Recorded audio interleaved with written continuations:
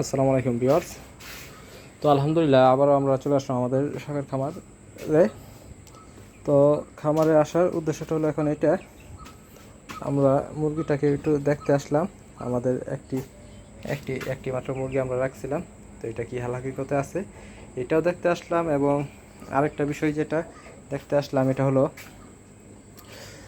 আমার খামারের পরিবেশটা এখন খুবই একটু নোংরা এবং অগোছাল হয়ে রয়েছে।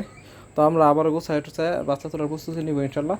তো বাচ্চা তোলার আগে আমি চিন্তা করছিলাম এরকম যে মাচা বানাবো। তো মাচা বানানোর চিন্তাটা আপাতত ক্যান্সেল দিতেছি, কারণ হইতেছে কয়েকটা কারণে। এক নম্বর কারণ হইতেছে মাচার উপর মুরগি থাকলে মুরগিটা হাসলায় তার শরীরটা কখনো পরিষ্কার করতে পারবো না, এই হচ্ছে এক নম্বর কারণ।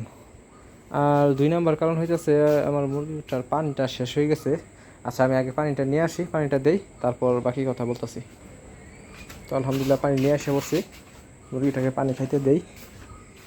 পানিটা শেষ হয়ে গেছে, আমি লক্ষ্য করি নাই, হয়তো বা দিনে শেষ হয়েছে। এটা নেয় পানি খায়, দেখছেন কীভাবে খাইতেছে। তো একটু লক্ষ্য রাখতে হবে, একটা বলে অযত্ন অবহেলায় ফেলায় রাখলে হবে না, অবশ্যই একটু খেয়াল রাখবেন। আর আমি আপাতত মাচা করতেছি না, মাচা না করার উদ্দেশ্যটা হলো এটা যে আমি মাচা করলে আমার বেশ কিছু সমস্যাও আছে, যেমন সুবিধা আছে তেমন সমস্যাও আছে। মাচা করলে আপনার মুরগি যে পায়খানা করব, আপনার মুরগি যদি একবার ময়লা হয়ে যায়, মাথাতে তো ময়লা হওয়ার কোনো কথা নাই, তারপরেও যদি একটা আরেকটা শরীরের উপর একসাথে উঠা দলা পাকায় যদি একটা আরেকটা শরীরের উপর যদি পায়খানা করে দেয়, যখন যদি একবার যদি শরীর ময়লা হয়ে যায় তাদের আর ওই শরীরটা কখনো মুরগির পরিষ্কার হবে না। এক নম্বর কথা হলো মুরগির আপনার দেখতে খুবই বিচ্ছিরি দেখা যাবে। আর দুই নম্বর কথা যেটা, এটা হলো মাচা করলে একটা এক্সট্রা খরচ আছে। তো আমি ওই খরচের ভিতরে দেখা গেছে কি আমার খামারটা যেহেতু ছোটো, একটা দুইটা তিনটা হাই স্পিড ফ্যান লাগাই দিব একদম পাশ থেকে লাগাই দিব, কারণ পাশ দিয়ে তো আর আমার গরম হইতেছে না, তার পাশ তো ঠান্ডায় আমার চাল গরম হইতেছে, উপর থেকে গরম নামতেছে। আমি এই ফ্যানটা অফ রেখে, উপরের ফ্যানটা অফ রেখে আমি নিচের ফ্যানগুলো চালায় রাখবো। যখন দুপুরে রোদ পড়ে যাব তখন আমি চিন্তা করছি যে আমি 6টা ফ্যান কিনবো, হাই স্পিড ফ্যান 6টা কিনবো। তো 6টা ফ্যান যখন আমি সাইডে রাখবো তখন আমার মুরগি এমনিতেই ঠান্ডা থাকবো। আলহামদুলিল্লাহ আশা করতেছি এমনিতেই ঠান্ডা থাকবো। তো আপনারা অবশ্যই দোয়া করবেন যাতে আমি এই পরিকল্পনা সম্পূর্ণ করতে পারি এবং আপনাদের দেখাইতে পারি কীভাবে কী করতেছি। তো আজকে আমার এই মুরগিটার বয়স সম্ভবত 36 দিন। 36 দিনে মুরগিটা আল্লাহর মতো ভালোই বড় হয়েছে, আপনারা অবশ্যই দেখতে পাচ্ছেন ভিডিওর মাধ্যমে। তো মুরগিটা কি এক চোখ বন্ধ করে রাখছে কেন? আবার ঠান্ডা লেগে গেছে। তো এটা আরেকটা বিষয় আমি আপনাদের অবগত করি, আপনার মুরগি যখন বড় হয়ে যাবে বা আপনারা যারা এই বড় মুরগি পালতে যাবেন, তো আমি আমার অভিজ্ঞতা থেকে শেয়ার করতেছি, আপনি যদি মুরগিটাকে একটু যত্ন কম নেন তাহলে কিন্তু মুরগি ঠান্ডা লেগে যায়।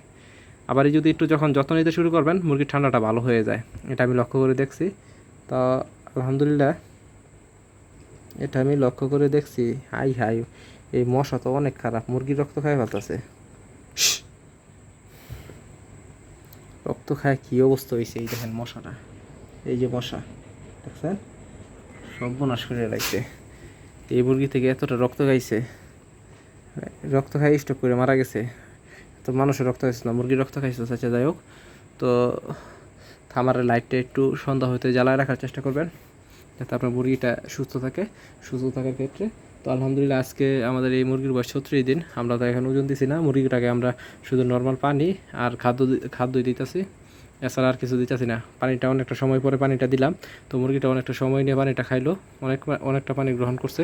আর আমি যে বিষয়গুলো শেয়ার করলাম, আর এর মধ্যে আজকে আমি বাচ্চার রেট এবং পাইকারি রেটটাও জানা দিতেছি।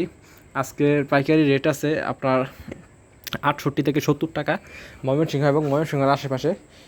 ব্রয়লার মুরগির পাইকারি রেট আছে 168 থেকে 170 টাকার কাছাকাছি।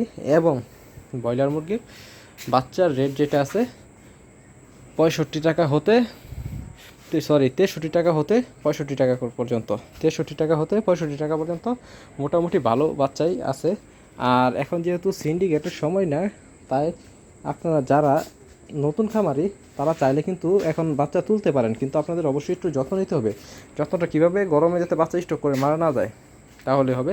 আর আপনারা অবশ্যই আমি আপনাদের ভিডিওর মাধ্যমে এটা বলি যে ভালো কোম্পানির বাচ্চা নেওয়ার চেষ্টা করবেন, ভালো কোম্পানির বাচ্চা নিলে আপনার ভালো ফল পাবেন। তো আলহামদুলিল্লাহ আজকে ভিডিও এই পর্যন্তই। সকলে ভালো থাকবেন, সুস্থ থাকবেন।